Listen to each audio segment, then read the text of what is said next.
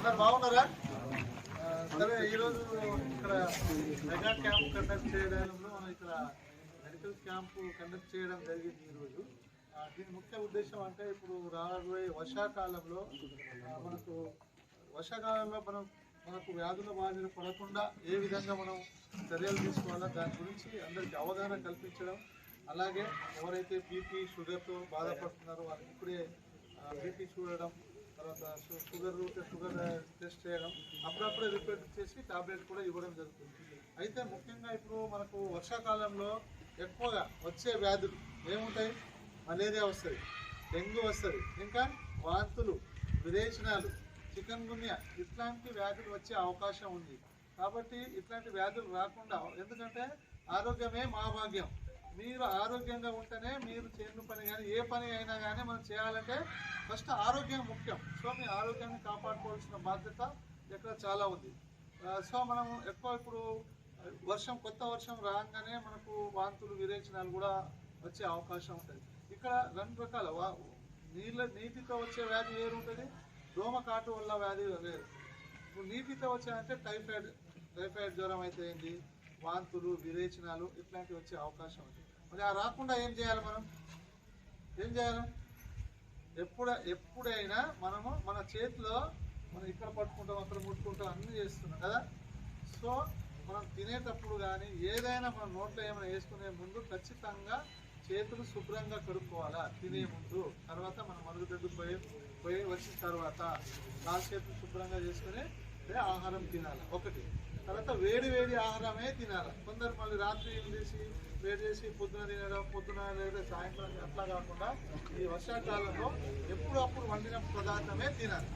ఇంకా దాని మీద ఈగలు వాలకుండా చూడాలి, చాలా ముఖ్య విషయం అది. ఎందుకంటే ఆ ఈగ ఎక్కడెక్కడో పోయి వాళ్ళు వస్తుంది కదా, అది వచ్చి మన ఆహార పదార్థం మీద వాలిందనుకో మనకు చాలా జబ్బులు, అనేక రకమైన జబ్బులు వచ్చే అవకాశం ఉంటుంది. సో ఈగలు వాలకుండా వేడి పదార్థాలు చూడాలి, ఏమైనా ఉంటే పదార్థాల మీద ఏమైనా కప్పి ఉంచుకోవాలి. అట్లా ఉంచుకుంటే మనకు అదేవిధంగా మీరు పొలానికి పోతారు. పొలానికి పోయినప్పుడు ఇప్పుడు మీరు నీళ్ళు ఎట్లా అక్కడే బావి నీళ్ళు తాగుతారా? అట్లా మీరు ఇక్కడ నుంచి డబ్బా తీసుకొని పోవాలి. వీలుంటే మంచి వేడి చేసి చల్లారిన నీళ్ళు తీసుకపోతే మనం అది అక్కడ తీసుకుంటే మనకు ఈ ఏదైతే మనకు డయేరియా కానీ ఒక్కసారి మీరు వ్యాధిని బాధపడినా అనుకో, ఈ కష్టకాలంలో మనకు ఒక మామూలు హాస్పిటల్ పోయినాక 2-3 వేల రూపాయలు ఖర్చు అవుతాయి కదా. అట్లా కాకుండా మీకు ఏం టెస్ట్ ఉన్నా ఏది ఉన్నా కూడా మన జైనాథ్లో మీరు అన్ని రకాల టెస్ట్ చేస్తారు, ఫ్రీగా చేస్తారు. మీకు నెక్స్ట్ డే మీ మొబైల్ ఫోన్ ఉందనుకోండి, మొబైల్ ఫోన్లో మీకు మీ రిపోర్ట్ కూడా వచ్చేస్తుంది. లేకుంటే తర్వాత రోజు పోతే అక్కడ డాక్టర్ గారు మీ రిపోర్ట్ చూసి మీకు ట్రీట్మెంట్ ఇవ్వడం కూడా జరుగుతుంది. అదేవిధంగా ఎక్కడ నీళ్లు నిల్వ ఉండకుండా చూసుకోవాలి. మన ఇంట్లో పరిశుభ్రత ఇంట్లో శుభ్రంగా ఉంచుకోవాలి. ఇప్పుడు మీరు ఎండాకాలంలో కూలర్లు అవి వాడి ఉంటారు, వాడిన తర్వాత వర్షం వచ్చిన తర్వాత మనం కూలర్ వాడం ఆ కూలర్ నీళ్ళు అట్లే ఉంటాయి. సో ఆ నీళ్ళు లేకుండా పాడేయాలి. ఎందుకంటే దోమ అనేది వాళ్ళ కొద్దిగా నీళ్ళు ఉన్నా కూడా అందులో కొన్ని వేలల్లో నెలకి కొన్ని 200 గుడ్లు పెడతాయి. సో అట్లా ఒక దోమ 200 గుడ్లు పెడతాయి అంటే ఇన్ని దోమలు ఎన్ని కావాలి? అది మళ్ళీ వారం పెద్ద దోమ అయిపోతుంది. ఆ గుడ్డు అనేది ఒక వారం తర్వాత పెద్ద ప్రౌఢ దశలో ఉండేసి మళ్ళీ మనకు పుట్టే అవకాశం.